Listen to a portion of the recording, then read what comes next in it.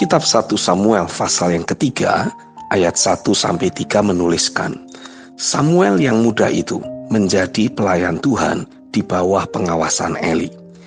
Pada masa itu, firman Tuhan jarang, penglihatan-penglihatan pun tidak sering.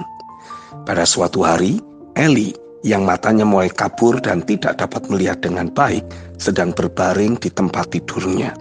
Lampu rumah Allah belum lagi padam. Samuel telah tidur di dalam bait suci Tuhan, tempat tabut Allah. Kualitas hati yang Samuel miliki mengundang Tuhan untuk datang dalam hidupnya dan berfirman kepadanya. Apa kualitas hati yang dimiliki oleh Samuel yang menarik perhatian Tuhan? Alkitab menuliskan, menjadi pelayan Tuhan. Kata pelayan diambil dari bahasa Ibrani syarat, atau diterjemahkan dalam bahasa Inggris servant, yang juga memiliki arti sebuah pekerjaan yang tidak membutuhkan skill apapun, dibayar dengan harga yang paling murah dan seringkali membosankan serta tidak menarik. Motivasi atau sikap hati yang hanya mau melayani tuannya, yang walaupun tidak memerlukan skill apapun, tetapi dilakukan dengan hati yang tulus dan taat. Inilah yang menjadi sikap hati seorang Samuel yang menjadikannya pribadi yang menarik perhatian Tuhan.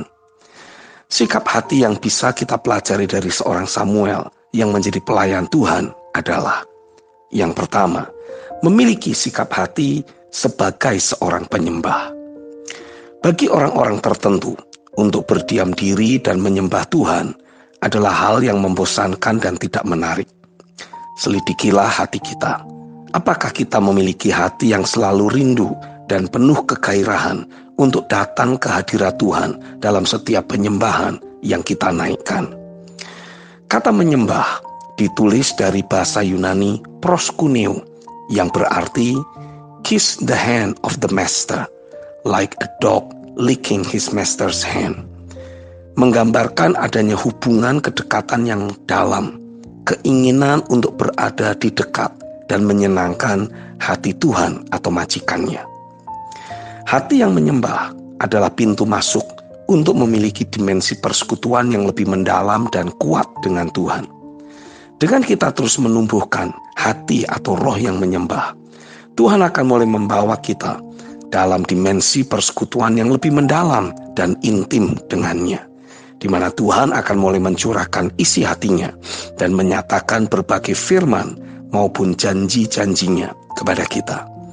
Pastikanlah di setiap pagi hari, pada waktu kita bangun, selalu ada aliran doa dan penyembahan yang terus mengalir dan meluap dari dalam batin, menguasai tubuh, emosi, hati dan pikiran kita.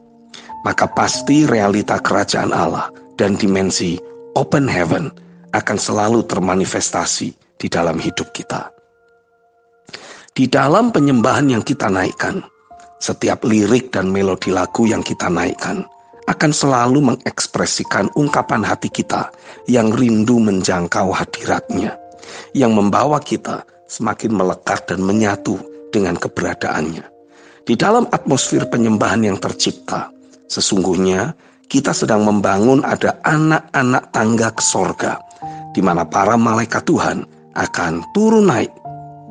Ada aktivitas sorgawi yang selama ini akan terus kita nikmati saat ada dalam penyembahan. Para malaikatnya akan membawa berbagai dimensi ilahi, termasuk firman dan berbagai pernyataan roh, seperti yang Tuhan mau untuk kita dengar dan terima, yang pasti akan memberkati dan memampukan kita hidup di dalam kuasa firman-Nya. Amin.